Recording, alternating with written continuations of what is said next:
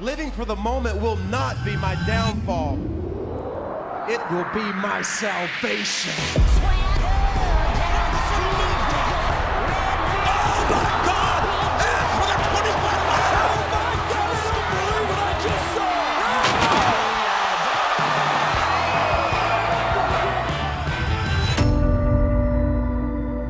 saw! The only thing that limits you is your imagination.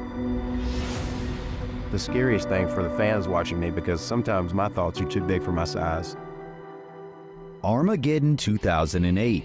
Jeff Hardy walked in as the favorite, ready to compete in a triple threat match for the WWE Championship against Triple H and reigning champ Edge. The atmosphere was electric. Everyone wanted to see Jeff win the championship. Throughout the match, all three competitors gave amazing performances.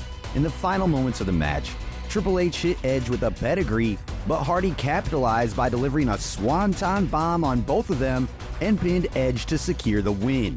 The arena erupted as the referee counted to 3 and Jeff Hardy was declared the new WWE Champion. This was the culmination of Hardy's years of dedication and spectacular in-ring performances. It marked one of the most memorable moments in WWE history as the beloved underdog finally achieved his dream and stood tall as the WWE Champ.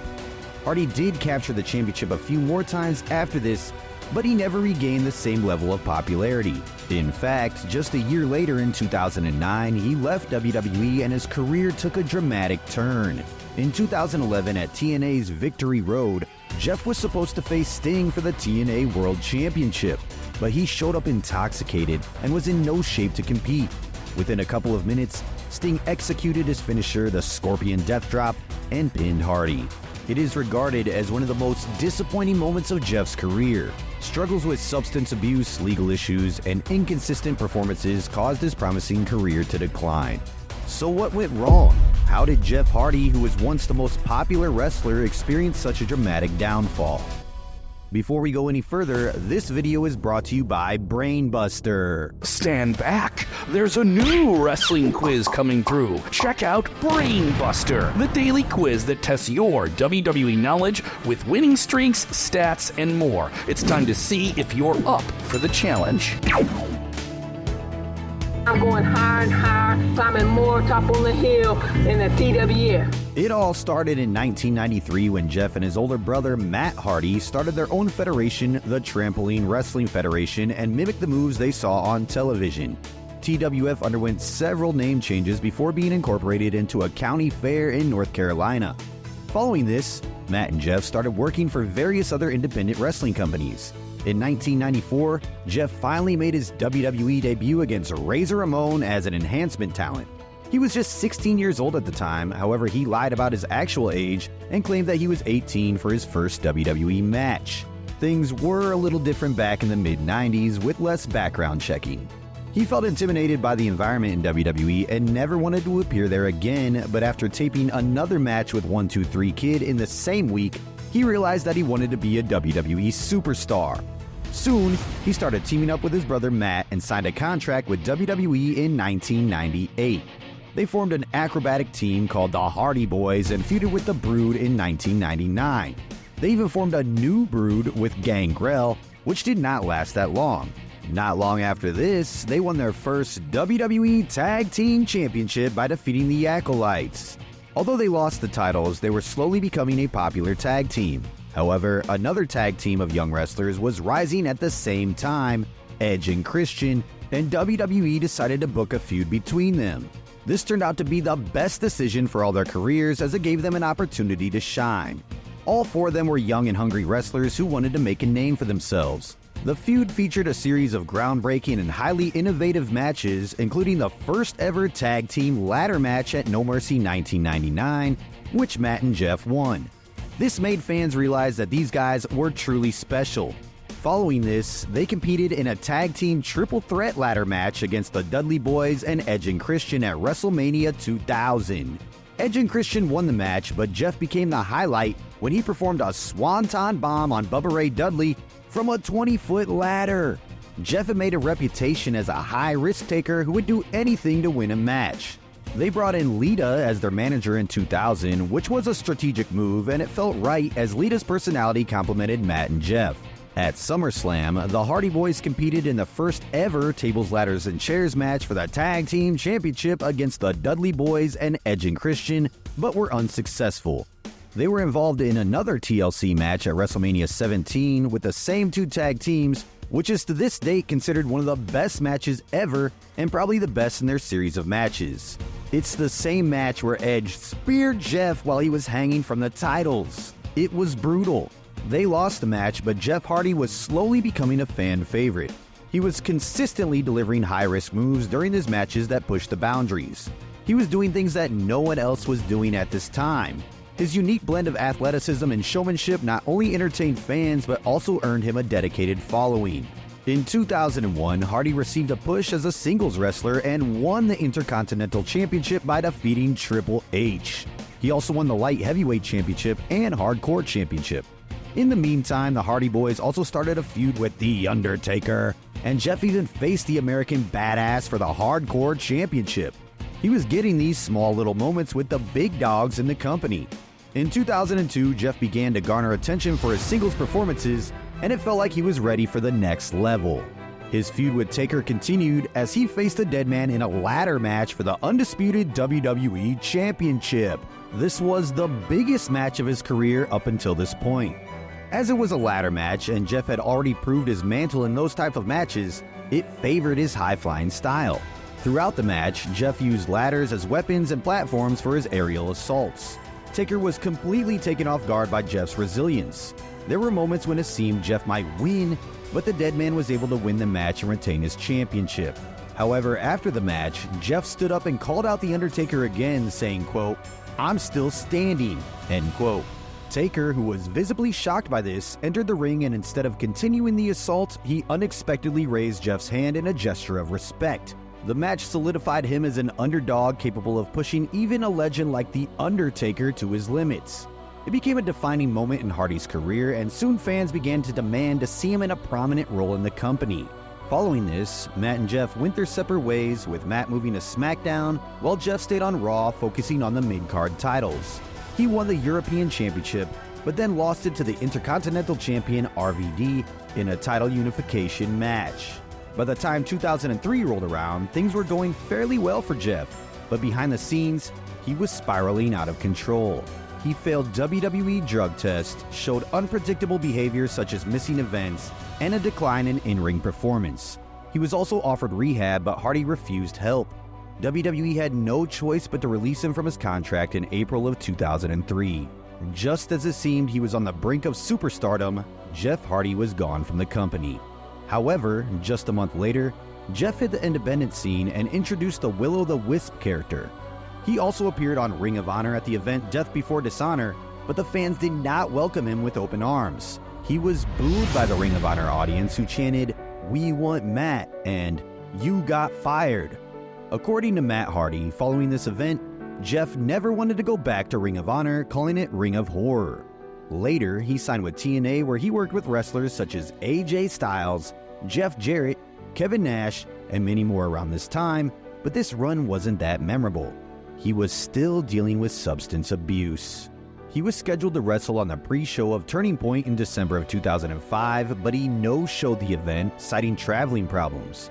He was suspended and later released from TNA. In just 3 years, he was released from 2 wrestling companies.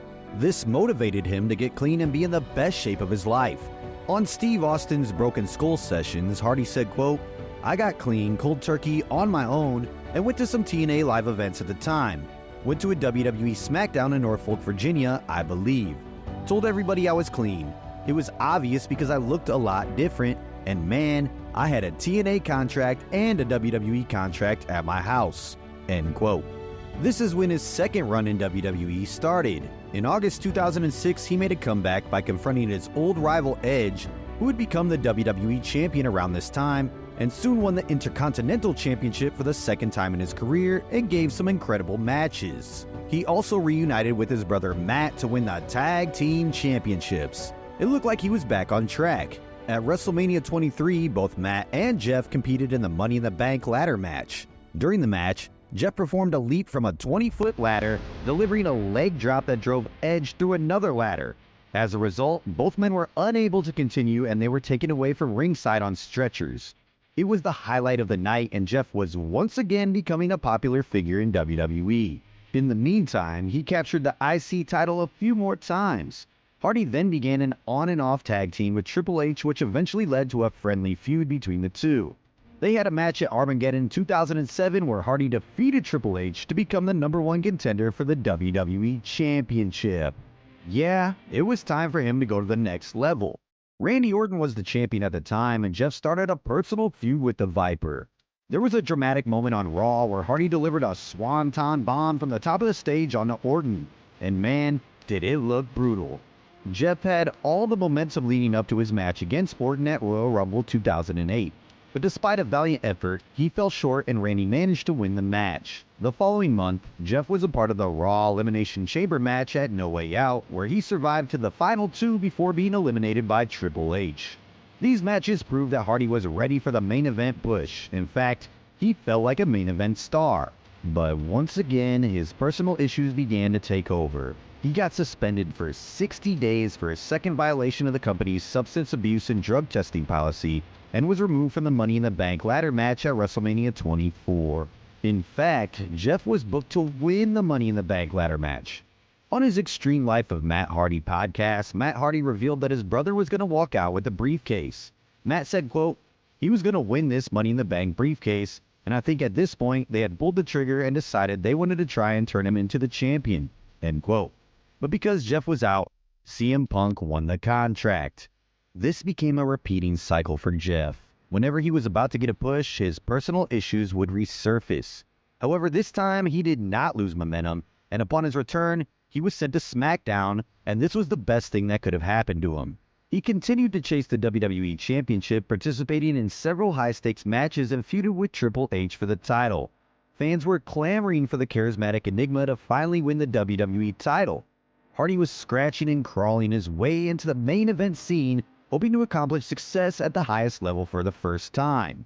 WWE eventually pulled the trigger on the moment everyone wanted at Armageddon, where he took on Triple H and Edge for the WWE Championship. The shocking finish of the match saw Hardy hit a swanton bomb on both Triple H and Edge to score the victory, winning his first WWE Championship. The crowd erupted as Hardy celebrated with the title. Overwhelmed by the magnitude of his accomplishment, Hardy's expression said it all. Watch this match just for the celebration because it's surreal. In the meantime, Jeff faced some real-life challenges. He was involved in a pyro accident on the ramp. His house in Cameron, North Carolina burned down, resulting in the tragic loss of his dog, and his WWE title reign did not last long. At Royal Rumble, Hardy defended his title against Edge, but during the match, his brother Matt Hardy came out and screwed him out of the WWE Championship. Matt explained his motivations as stemming from jealousy. This made sense considering the success Jeff had received, and with Matt being the big brother, it was logical for him to feel disdain. This would have been enough to keep the feud going, but WWE added some horrific details to this rivalry. Matt was first revealed to be the man behind all the incidents that we just mentioned. He was portrayed as a psychopath. They fought at WrestleMania 25 in an Extreme Rules match, which had some fun moments, but it didn't feel like a battle between two people who had hated each other. Matt won the match, but Jeff got his win back at Backlash in an I Quit match. Some fans felt this feud could have helped both of them out, but it didn't do much.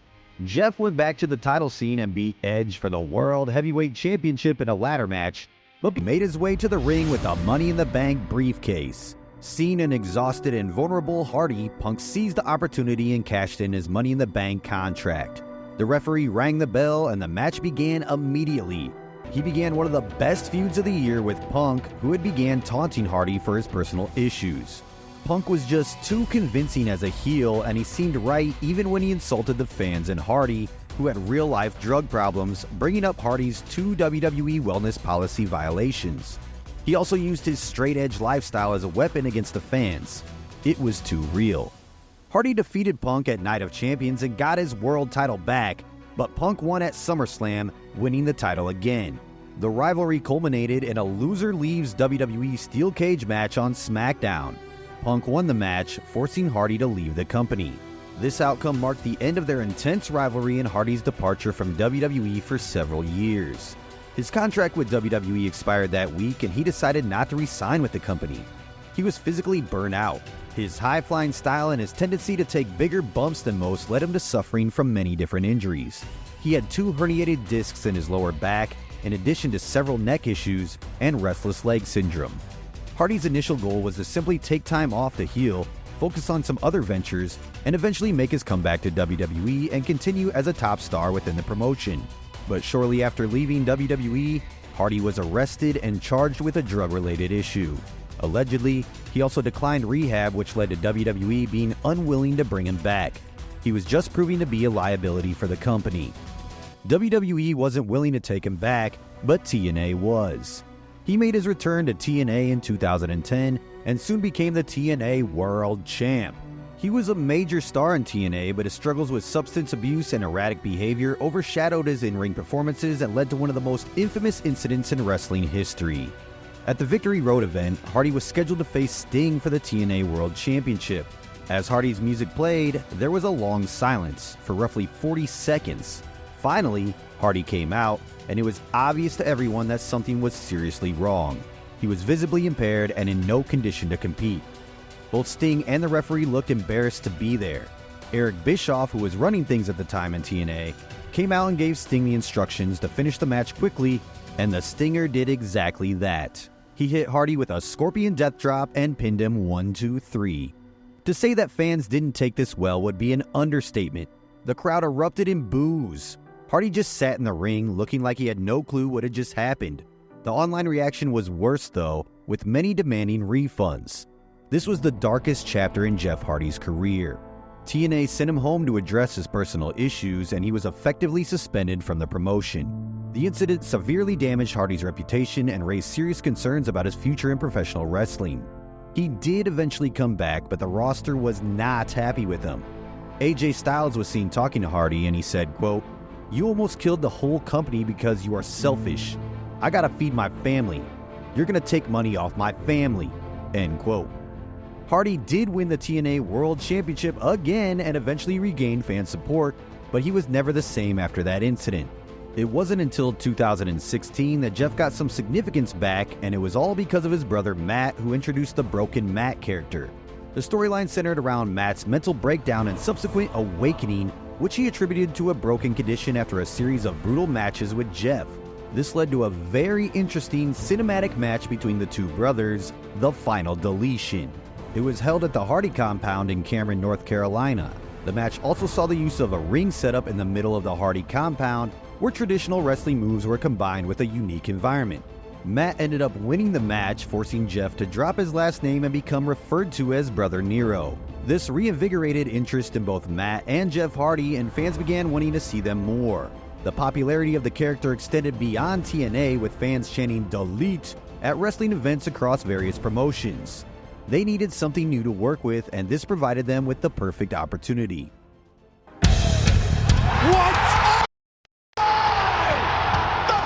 They became so popular that WWE called them back in 2017 and made the return at WrestleMania 33, winning the Raw Tag Team Championships. However, WWE did not present Jeff as Brother Nero, they presented him as Jeff Hardy.